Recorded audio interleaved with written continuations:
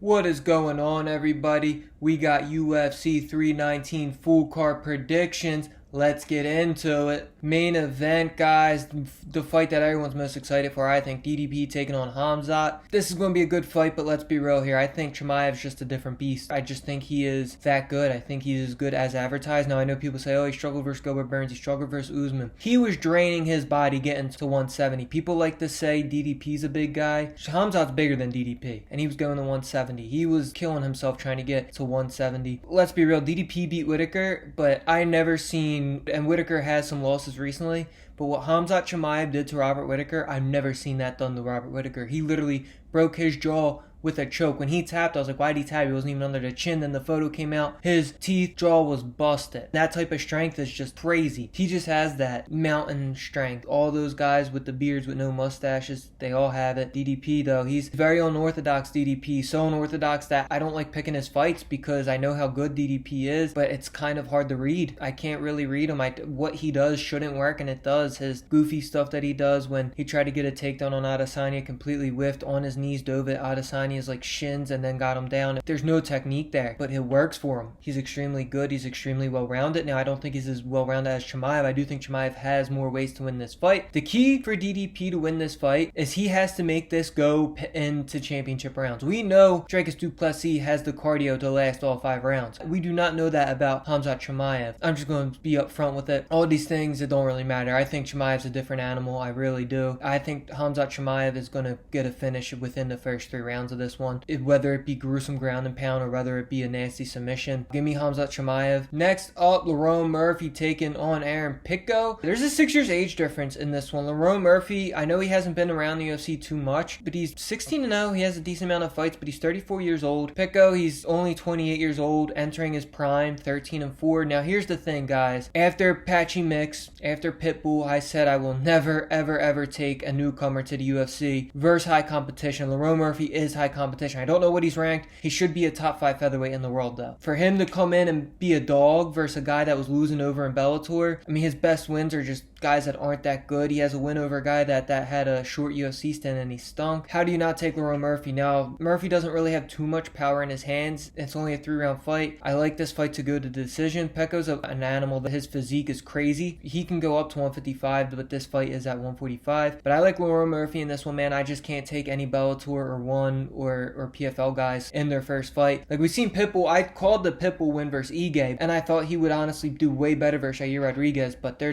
truly is just levels. Lerone Murphy's going to show that this weekend. Give me Lerone Murphy by decision. Jeff Neal versus Carlos Pratt. Guys, I can't tell you who has more ways to win just because they're not really with the grappling. They're going to have a big ball contest, all right? Who has the biggest set of cojones in that octagon, man? And you don't want to get into a brawl with Jeff Neal. Pratt's better use his length and his reach in this fight because Jeff Neal, his nickname is Hand of Steel for a reason. That dude puts people out when he gets a hold of them. He made Luque a completely different fighter. Luque got that brain injury. His brain was literally bleeding on the inside. He's not a fun guy to fight. That being said, though, Pratt's, he's the bigger fighter. He can knock people out, but I don't think he has one punch power. Pratt's 4-1 in his last 5, and his loss was to Ian Gary. Neal 3-2 in his last 5, but he lost to Ian Gary as well, and he lost to Rakhmonov, who is probably going to be the next champion of this division. Neal, he looked way better versus Gary. He took Ian Gary to a split decision where Pratt's kind of lost every round besides like the last 3 minutes of the fight, and that was a 5-round fight. This is going to be a 3-round fight. He has great cardio for ripping cigs, but I just don't really know how well it's going to do him in a 3-round fight. I think Neal has fought better competition in his career so far. I think Neal lands more and his defense is better. He gets hit less. Both are extremely durable. I think Neal's only been knocked out once, Pratt's maybe twice. So I do like this fight to go to decision, but I think Jeff Neal's going to win this one, man. I really do. I think Carlos Pratt is getting a little low from Vegas just because he's a part of the Fighting Nerds camp. They have a ton of momentum. They have great guys there. I like Carlos Pratt. I think he's good for the sport. He's fun in his interviews and all, but I just think Jeff Neal, man, he's fought better competition, and if it's going to be a stand and bang, I think he's going to do more damage, especially if he gets inside on Pratt. Give me Jeff Neal by decision in this one. Next fight, Jared Cannonier taking on MVP. Cannonier obviously has more ways to win. Anytime MVP takes on a fight, he's usually going to have less ways to win. He has a 23-3 record, so what he does, he is extremely good at. His takedown defense is pretty good. Ian Gary was able to take him down, though, and he's a 170er, so I mean, a 185 Cannonier, I think he's going to be able to take him down. I would stay away from this fight. I love this fight to go to distance. Paige has the takedown defense, and obviously he's not going to really get touched up on the feet too much. Cannonier's only been knocked out 3 times in his career, and he used to fight at heavyweight and 205, so those guys hit way harder. And the last time he's been knocked out against the Russian sniper, that was a little bit of BS. I thought that was an early stoppage. MVP actually did get KO'd once. Cannonier, 44%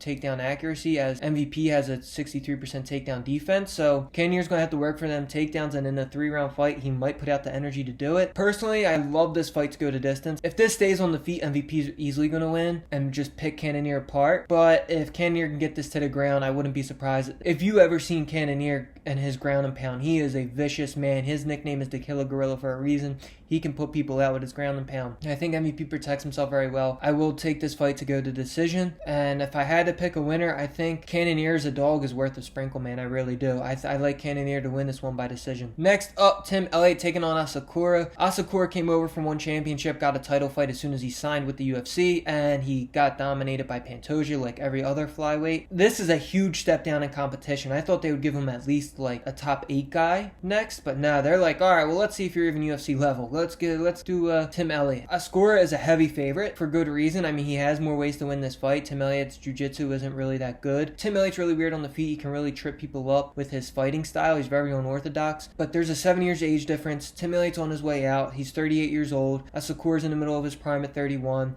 The last time Tim Elliott's fought was December 9th of 2023. I like Kai to get a finish in this fight. I know it doesn't really happen too often, but I just think Tim Elliott's towards the end of his career, and I think Kai has the grappling. I think he can easily get a submission or a KO in this one.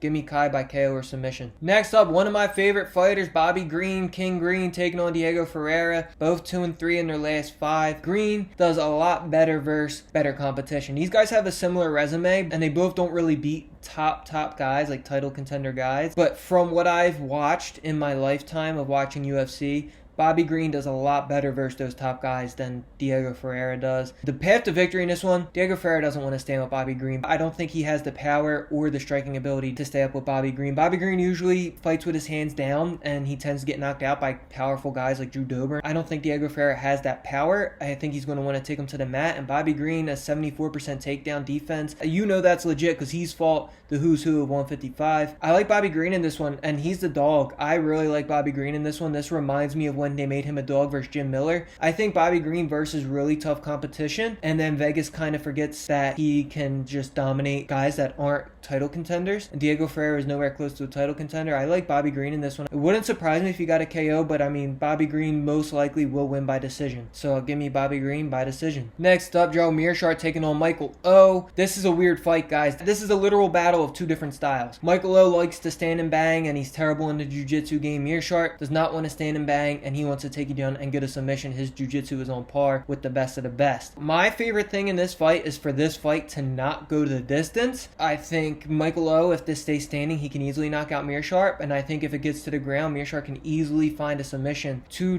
very different styles. Michael O is a heavy favorite. I don't like that. I guess because he's 7 years younger. But I mean, at 185, I don't think age matters as drastically as it does at 170 and lower. I just think Mirart has a clear path to victory in this one. It's by submission. Michael O, he's been submitted a ton of times in his career already. Mirart has been getting KO'd. I'd really like this fight to not go to distance. That's probably heavy though, so I'm going to go Mirart by submission in this one. Next up, one of my favorite female fighters to watch, Jessica Andraj taking on Lupi Godinez. Jessica Andrade has versed the who's who of women's MMA. She's only 2 years older. She has 44 more pro fights. This fight is at 115. I think Jessica Andrade at 115 is still a title contender. I hate when she goes up to 125. I get it. She probably doesn't want to cut weight. Jessica Andrade at 115 is a killer. What does Lupi possess in her skill set that Jessica Andrade has not seen? Does she have the striking of Valentina Shevchenko? Does she have the power of Wei Li? Does she have the Brazilian Jiu-Jitsu of Rose Namajunas? Does she have Tatiana's wrestling? I think the answer to all of them is no. Give me Jessica Andrade in this one. Her experience, she has more ways to win. The only thing that scares me is I think, even though Jessica Andrade is only 33 years old, I think she's been in the fight game for so long that she probably is considering retirement at this point in her career. here. But I mean, until I actually hear it in an interview or just anywhere, we haven't heard that yet, right? Like girls like Angela Hill, they talk about it, but she hasn't even mentioned it yet. I think Jessica Andrade has more ways to win this fight. Give me Jessica Andrade to win this fight. I'm not pegging a method. I'm just telling straight. Jessica Andrade plus money. I love it. Next up, Chase Hooper taking on Alexander Hernandez. Guys, this one's weird to me, man. Chase Hooper's undefeated at 155. Really good. The odds clearly show he should win, minus 330. And every time Hernandez fights up in competition, he usually doesn't do as good. He stays in the UFC because when he gets harder competition, he loses, and then the UFC will give him someone that he can beat, and he usually does. This Chase Hooper fight and Alex Hernandez fight is really weird. I'll warn you guys right now, I wouldn't put Chase Hooper in any parlays. If you think Chase Hooper's a safe parlay piece, I disagree with you. There's something weird about this fight. I don't know exactly what it is. It might just be a gut feeling. My head is saying Chase Hooper should win, but there's just something that when I look at this fight, I just want no parts of it, if I'm being completely honest. Chase Hooper could easily just get a submission win. His jiu-jitsu is really slick. His striking is coming along. He's only 25 years old. He's been in the UFC forever. But like I said, there's just something about this fight that is telling me do not take Chase Hooper. Now, am I going to sit here and tell you to put money on Alexander Hernandez? Heck no. I wouldn't do that. I would just stay away completely. I think Hernandez is really durable, so I would say Hooper by decision. But I'm telling everyone right now, for betting purposes, stay away. Don't put Chase Hooper in any parlays, man. I wouldn't touch it. I really wouldn't. There's something about this fight that sticks out to me, and I can't put my thumb on it yet. It's just an underlining message in either the odds or something I was looking at when doing a little bit of research for these fights, but I really wouldn't touch it. So give me Chase Hooper by decision, but no money on it. Next up, Edson Barbosa taking on Klaus. Klaus has been around for a little bit, but I mean, Barbosa's resume is one of the best ever in the UFC, fighting legends at 155 and 145. This fight is at 155 though, so I think he's still weight cutting at 39 years old. But Klaus isn't any young buck either. He's 37. This should be a good fight. Should stay on the feet. We know how to beat Barbosa, right? You got to wrestle him. Klaus only has a 27% takedown accuracy. Barbosa, when he versus really good grapplers, he doesn't do good. His takedown defense on his career is okay. It's like 70-something, I believe, off the top of my head. But when he versus true wrestlers, which Klaus is not, he gets dominated. But I think this fight will stay on the feet. I think this fight should stay on the feet. I would be extremely surprised if Klaus can get Barbosa to the ground with that takedown accuracy. He's not really a wrestler. I really like Edson Barbosa to win this fight at minus 175. Edson's been KO'd 4 times in his career, and getting older, I mean, that chin can only do that in weight cut so many times before that chin completely gives out. We've seen it multiple times with multiple fighters. But I mean, Klaus is that age too, man. I think the safest play in this one is Edson moneyline. I think I would lay to 175. I think that's going to go up actually by time weigh-ins are over and by time this fight actually comes around on Saturday. I think Klaus is a tough nut to crack too. He's only been KO'd twice in his career.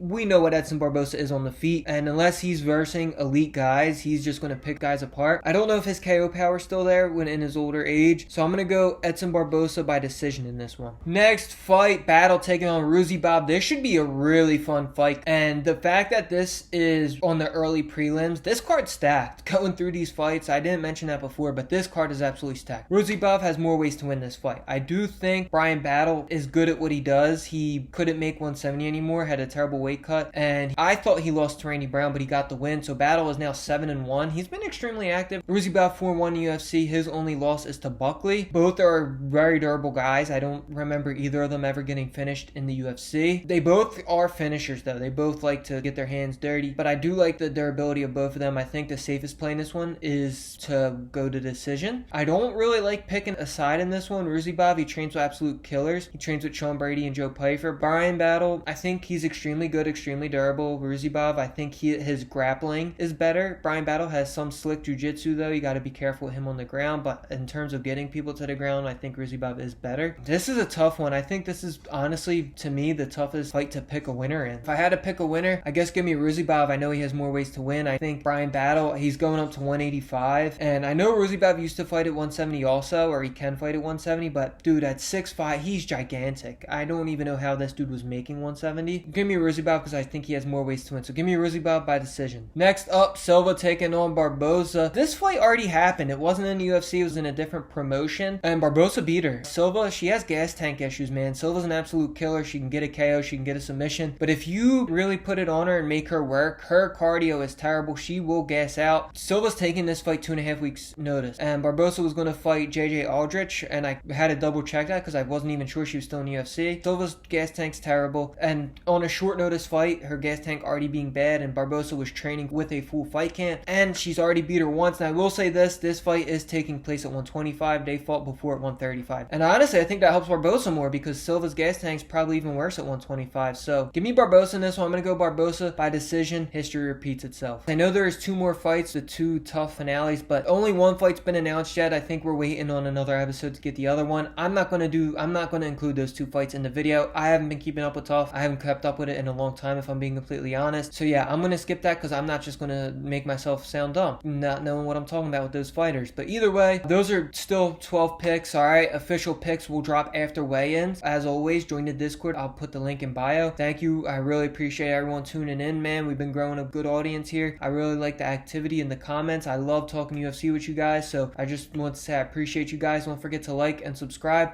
Thanks for watching.